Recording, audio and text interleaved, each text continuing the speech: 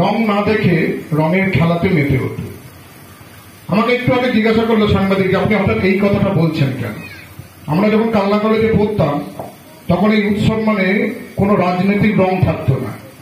সেখানে সব ধর্মের মানুষ, সব রাজনৈতিক দলের মানুষ রং খেলায় সামিল হতো। আজকে সঞ্চালকের ভূমিকা পালন করছে যে এই উৎসবে আজিজ, তৌফিক রয়েছে, রাজীব শেখ এই মঞ্চে রয়েছে, সুব্রত পাল রয়েছেন, আমাদের সমরজিৎ হালদার রয়েছেন, মেজর নরেশ বাবু রয়েছে। দেখুন, মঞ্চেও কিন্তু সব ধর্মের মানুষ রয়েছেন এবং এই পুজোর সঙ্গে যারা যুক্ত আছেন তারাও কিন্তু মাইনরিটি অর্থাৎ মুসলমান সম্প্রদায়ের মানুষ রয়েছেন। বাংলায় এটাই হচ্ছে কালচার ছিল, কিন্তু এই কালচারটাকে একটা ধ্বংস করার একটা প্রচেষ্টা হচ্ছে। গত কয়েকদিন ধরে আমরা দেখতে পাচ্ছি মানে একদম হিন্দু মুসলমানের একটা ভেদাভেদের রাজনীতি বাংলায় শুরু হয়েছে। এই রাজনীতি বাংলায় ছিল না। আমরা নির্বাচনে প্রতিদ্বন্দ্বিতা করি, প্রত্যেকের কথা বলি, বিভিন্ন ধরনের মঞ্চ থেকে আমরা আমাদের কথা বলি, অন্য দলে যারা রাজনৈতিক দল যারা প্রতিদ্বন্দ্বিতা করে তারা তাদের কথা বলে, কিন্তু ভোট মিটে গেলে পরে প্রত্যেকের জায়গা থেকে আমাদের সেই হিংসা ভেদাভেদ ভুলে গিয়ে সকলে একত্রিত ভাবে আবার বাংলা আমার এই কথাটা ভেবেই আমরা এগোই। তাই যারা এই বাংলাকে ভেদাভেদ করবার চেষ্টা করছে তাদের কাছে অনুরোধ করব যে আসুন বজরংবলীর মূর্তির সামনে থেকেই শপথ নিই যে আমাদের পরিচয় একটাই, সেটা হচ্ছে আমরা মানুষের বাইরে কোনো পরিচয় হওয়া আমাদের দরকার নেই।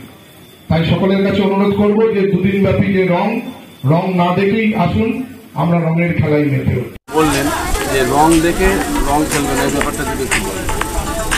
না, এখন তো ধরুন বর্তমানে এই ধরনের পরিস্থিতি বাংলায় ছিল না। বাংলায় চিরকালই আমরা দেখে এসেছি যে যে কোনো ধরনের পুজোই বলুন বা যে কোনো ধরনের অনুষ্ঠানই বলুন, আমরা সাধারণত সেগুলোকে উৎসব হিসেবেই দেখতাম।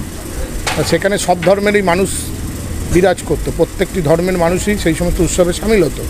কিন্তু ইদানিংকালে যেন একটা ভেদাভেদের রাজনীতি তৈরি হয়েছে। মানে একদম সেই বলে দেওয়া হচ্ছে একটা সম্প্রদায়কে হচ্ছে এখানে যে রাস্তায় ফেলে পিটাবো, এই সম্প্রদায় থেকে একটুখানি দূরে থাকুন। এই ধরনের বাংলায় এই ধরনের কোনো কালে এই ধরনের মানে প্রচলিত কথা ছিল না।